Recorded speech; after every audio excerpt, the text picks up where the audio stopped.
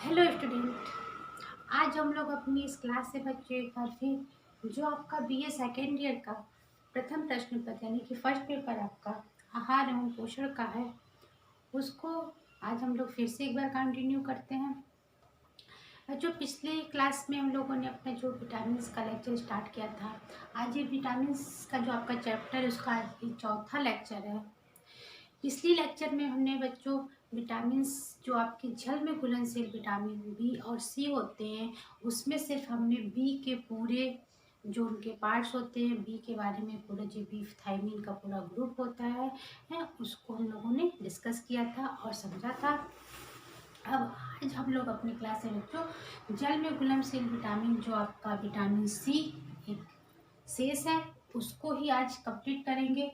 Vitamin C जिसका रासायनिक नाम आपका एक तरह से स्कार्बिक एसिड भी इसको कहते हैं, विटामिन सी को हम लोग, ठीक है, जो एक जल में घुलनशील विटामिन है।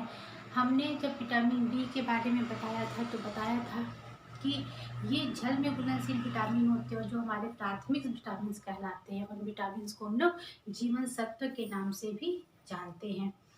तो इस विटामिन की खोज भी बच्चों एक स्कर्वी नामक रोग के कारण हुई, क्योंकि जब एक समुद्री जहाज पे लोग बहुत दिनों तक यात्रा करते थे, उस समय किसी को कुछ बीमारी हुई तो वहाँ पे कुछ शोध वगैरह हुए, तो उसमें देखा गया कि कुछ व्यक्तियों को एक तरह से बीमारी है तो उनको विटामिन सी युक्त आहार दिया गया स्कर्वी नामक रोग के निदान के लिए। तब से ये विटामिन सी का जो है अस्तित्व आया और ये हमारे लिए सारे विटामिन्सों में से भी बहुत आवश्यक होता है विटामिन सी ना, क्योंकि विटामिन सी हमारे शरीर में स्टोर नहीं होता, बहुत ये हमारे शरीर में पसीने से मूत्र के द्वारा शरीर से हमारे बाहर निकल जाता है।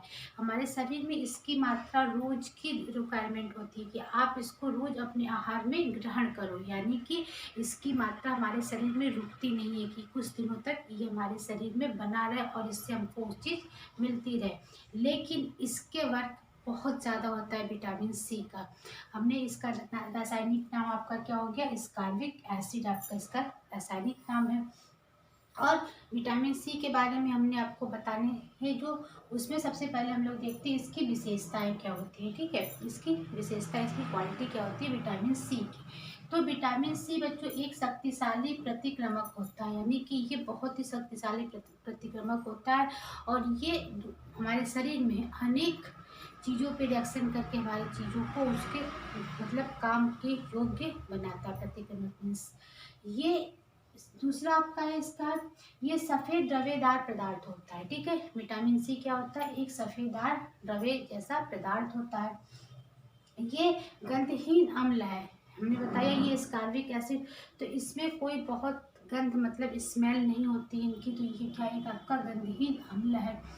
और इसकी एक विशेषता बच्चों ये होती है कि ये पकाने पे नष्ट हो जाता है। हाँ, पकाने पे जैसे हम लोग ये तो बहुत विटामिन सी जो आपका होता है कच्चे फॉर्म में ही ज़्यादा मिलता है, जैसे आंवला हो गया आपका, संतरा हो गया, नींबू हो गया, तो इसको हम लोग कच्चे रूप में भी यूज़ करते हैं तो डायरेक्ट हमें वो फ़ायदा करता है। लेकिन अगर इसे टमाटर हो गया आपका क्या कहते हैं, नींबू का रस हो गया, आंवला का हो गया, इन लोगों चीज़ों को अगर हम बहुत ज़्यादा पका देते हैं इसको आँच पे खाने के रूप में, तो इसका जो विटामिन सी होता है काफ़ी हद तक कम हो जाता है, यानी कि नष्ट हो जाता है।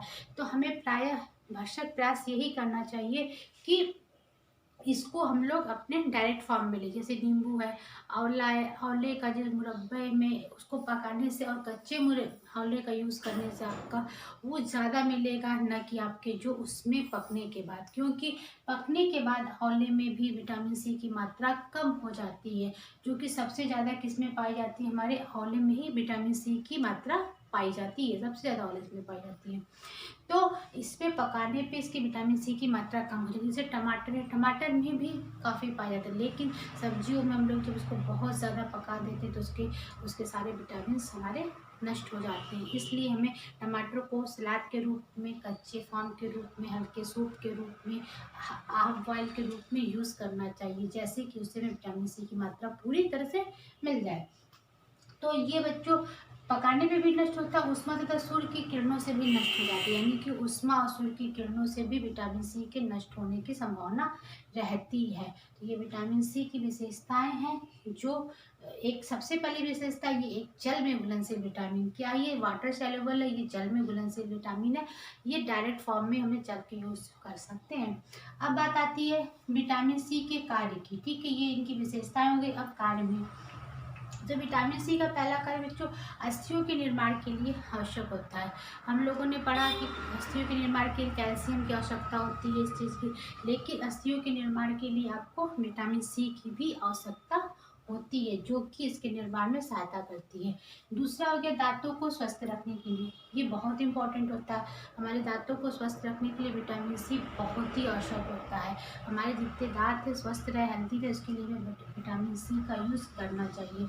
घाव भरने में, हमें कोई चोट लग जाती है, हमें कोई तकलीफ हो जाती है, तो उस घाव को भरने में विटामिन सी की आवश्यकता पड़ती है और ये हमारी मदद करती है। कोलेस्ट्रॉल के चयापचय में, कोलेस्ट्रॉल जो हमारे हृदय को स्वस्थ ज़्यादा हो जाता है, हमारे हृदय को प्रॉब्लम हो जाती है, तो कोलेस्ट्रॉल के चयापचय में, इसीलिए मोटे व्यक्ति को जिसका वेट बहुत ज़्यादा है तो उनको हम लोग विटामिन सी का यूज़ करने, क्योंकि वो उस चीज़ को कट करते हैं, कमी करते हैं, कोलेस्ट्रॉल को कम करने में, चयापचय में हमारी मदद करते हैं। कोलेस्ट्रॉल अगर बढ़ जाए तो हमारा हार्ट प्रेशर बढ़ता है, धमनियाँ ब्लॉकेज हो जाती हैं और विटामिन सी उसमें काफ़ी मदद करता है। इसलिए कोलेस्ट्रॉल के चयापचय में भी इसकी काफ़ी उपयोगिता होती है। पांचवा सबसे मोस्ट इम्पॉर्टेंट आपका जो है रोग प्रतिरोधक क्षमता बढ़ाने में। ठीक है, विटामिन सी की आवश्यकता हमारे रोग प्रतिरोधक क्षमता बढ़ाने में बहुत ही आवश्यक होती है। आज के कोविड-19 के क्षेत्र में जितने ये बीमारी हो रही है आपको, ये कोविड-19 की, उसमें विटामिन सी की मात्रा को बहुत ज़्यादा यूज़ किया जा रहा है और इसके ही इफ़ेक्ट से उस चीज़ को बहुत ज़्यादा काबू पाया जा रहा है कि विटामिन सी की मात्रा को बढ़ाया जा रहा है कि वो रोग प्रतिरोधक क्षमता को बढ़ाने में हमारी मदद करता है।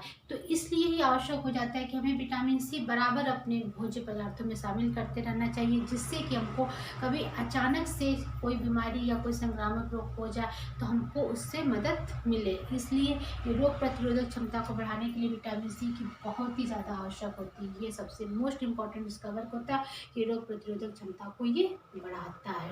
ठीक है, ये बच्चों विटामिन सी के कार्य होते हैं। किसी भी चीज़ की कोई विशेषता होती है, कुछ कार्य होते हैं, फिर उसकी कमी से हमारे शरीर में कुछ रोग भी हो सकते हैं। जैसे किसी चीज़ की हमारे शरीर में कमी होगी, अगर वो चीज़ हमें उस चीज़ की पूर्ति हमारी नहीं होगी तो एक नए रोग की संभावना हो जाती है।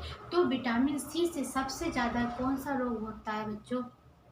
विटामिन सी की कमी से सबसे ज़्यादा जो आपका रोग है स्कर्वी रोग होता है। ठीक है, स्कर्वी रोग में व्यक्ति को चिड़चिड़ापन, कमजोरी, हाथ पैरों में सूजन, मतलब मांसपेशियां बहुत कमज़ोर हो जाती हैं, उनको चक्कर आना, तरह तरह की चीज़ें होती हैं, क्योंकि ये रोग प्रतिरोधक क्षमता को बढ़ाने में मदद करता है। जब इससे इसकी कमी होती है तो उस चीज़ में उसको प्रॉब्लम होती है। तो आपका जो ये स्कर्वी रोग है बच्चों, दो प्रकार का होता है।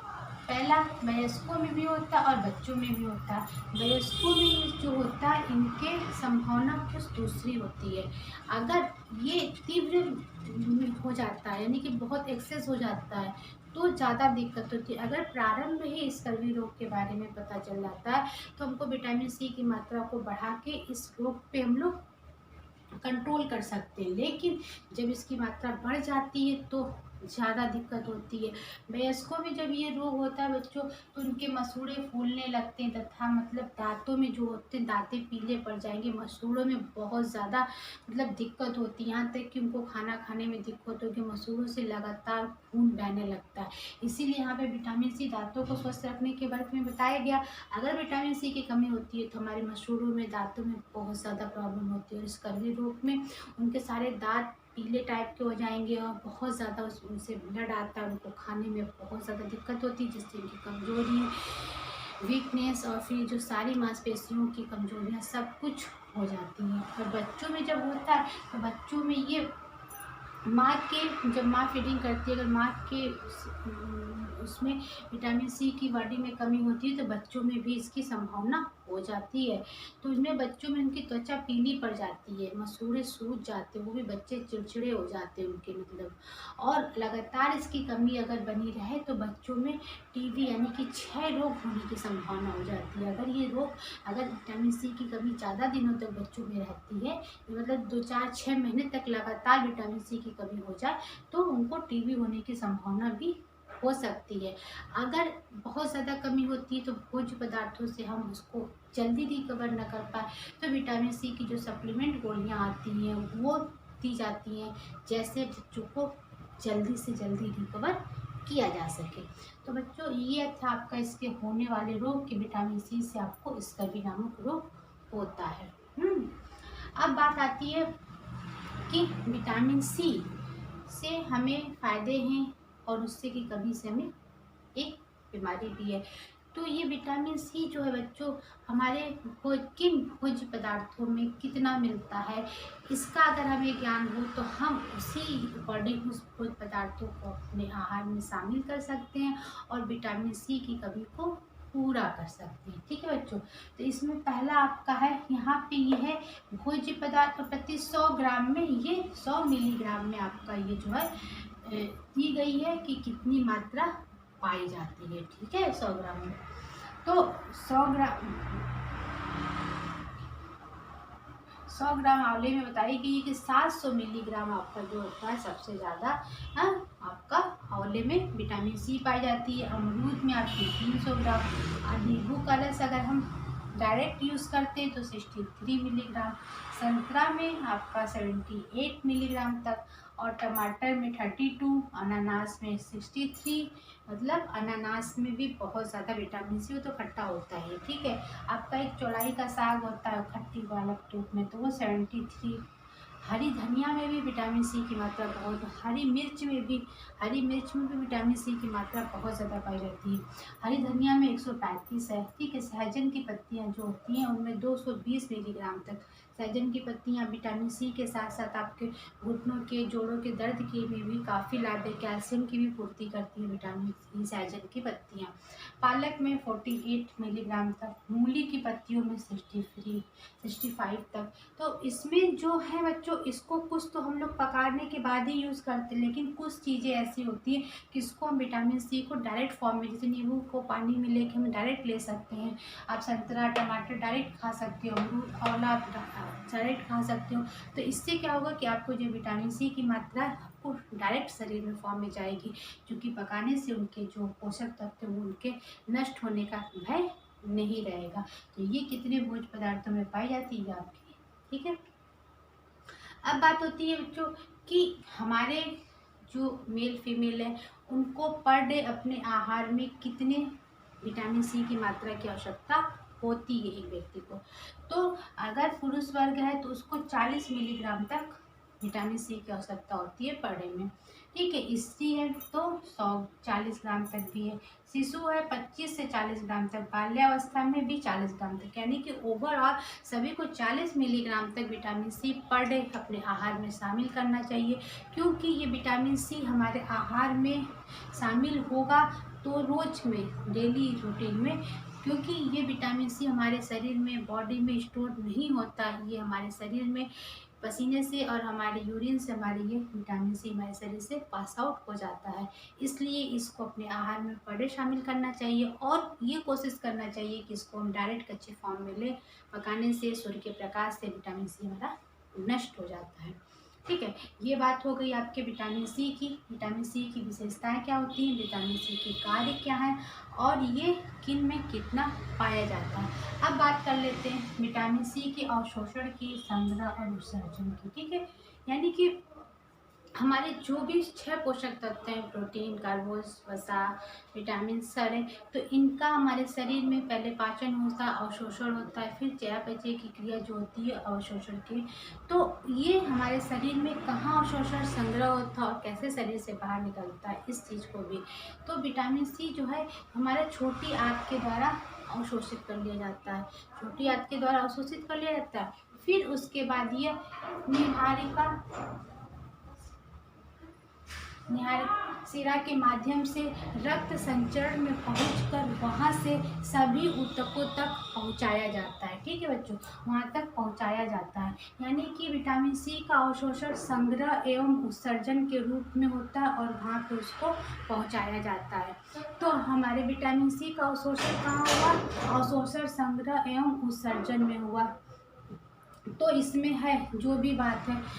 तो आज हम लोगों ने बच्चों अपनी क्लास में विटामिन सी को देखा। जल में घुलनशील विटामिन जो होता है एस्कॉर्बिक एसिड होता है और इसमें हम लोगों की मात्रा जो होती है वो पाई जाती है। इसलिए हम लोग विटामिन सी को अपने आहार में पर डे शामिल करना चाहिए और उसकी पूर्ति करना चाहिए।